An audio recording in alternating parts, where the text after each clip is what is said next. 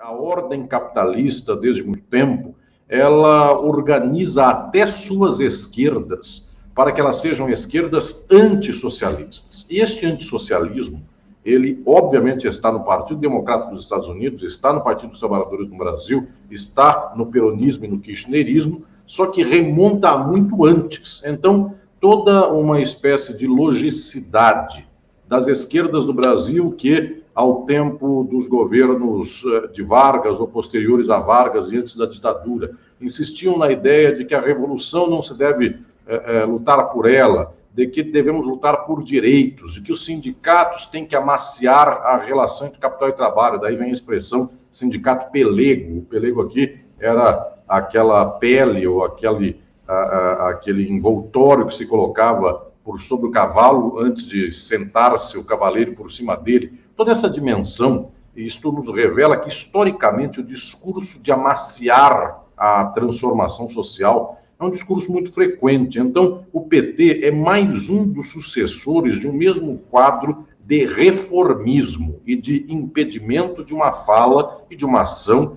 estrategicamente revolucionárias. Isto nos dá a dimensão de que, não sendo este partido em específico, o arcabouço geral do que se chama de esquerda no mundo também não consegue majoritariamente, e eu aqui ressalvo valorosas exceções, porque elas existem em todos os espaços do mundo, em todos os países, e por muitos momentos, ressalvadas as exceções, via de regra, se trocarmos um pelo outro, dá 6 por meia dúzia, porque todos são defensores da ordem, todos defendem o capitalismo, aí a pessoa apenas varia. Capitalismo inclusivo, e quando varia no inclusivo, é inclusive para classe tal, grupo qual, e eu insisto muito, porque este corte é muito mais profundo. Quando alguém diz assim, é preciso trocar uma luta de identidade por uma luta de classes, isto não chegou ao fundo da questão, porque a luta de classes no século XX foi toda organizada mediante ferramentas jurídicas dentro do Estado para não fazer a revolução socialista, para fazer aumento salarial. E este aumento salarial, ganho para lá, ganho para cá, desde o momento lá dos meados do século XX até hoje,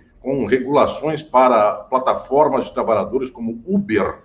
Isto, claro, há uma divergência muito grande entre dar a CLT e dar regulação para a plataforma. Obviamente, num caso se dá um sistema muito maior de proteção, e no outro caso se dá um sistema muito menor. No entanto, para um caso e para o outro, é o Estado administrando a ordem do capital, garantindo o capital e impedindo a classe trabalhadora de tomar o poder e transformar o mundo. A quantidade de direitos, mais no passado, menos no presente, não pode nos fazer cínicos e hipócritas para brilharmos o olho e dizer, olhe, a regulação de hoje do Uber é a menos do que a regulação da CLT quando do tempo de Getúlio Vargas. É verdade, é a menos. Só que lá e cá é sempre a ordem capitalista mantida, é sempre o impedimento do discurso socialista e da luta socialista. Então, no final das contas, na estrutura geral do capitalismo mundial, a ideologia do capital, ela domina até mesmo as esquerdas. Romper com esta ideologia do capital exige um esforço e uma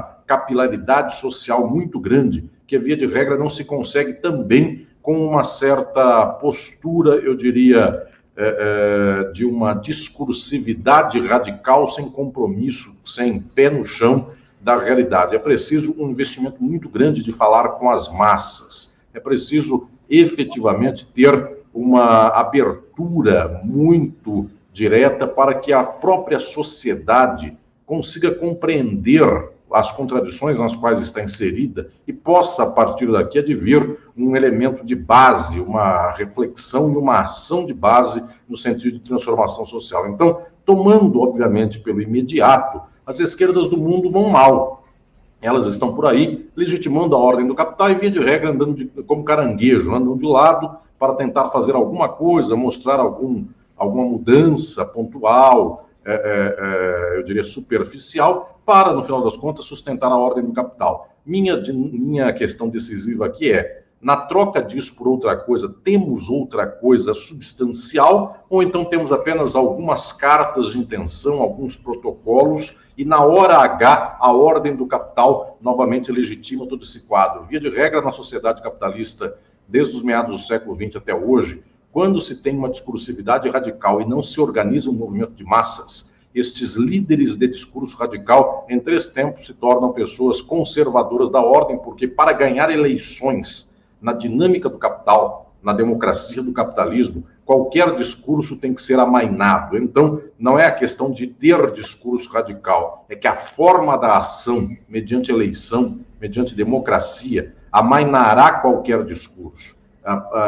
tirará a radicalidade de qualquer ação. Então, efetivamente, a ação de radicalidade é uma ação das massas. Ela não pode esperar do Estado e das instituições nada além daquilo que o Estado e as instituições entregam.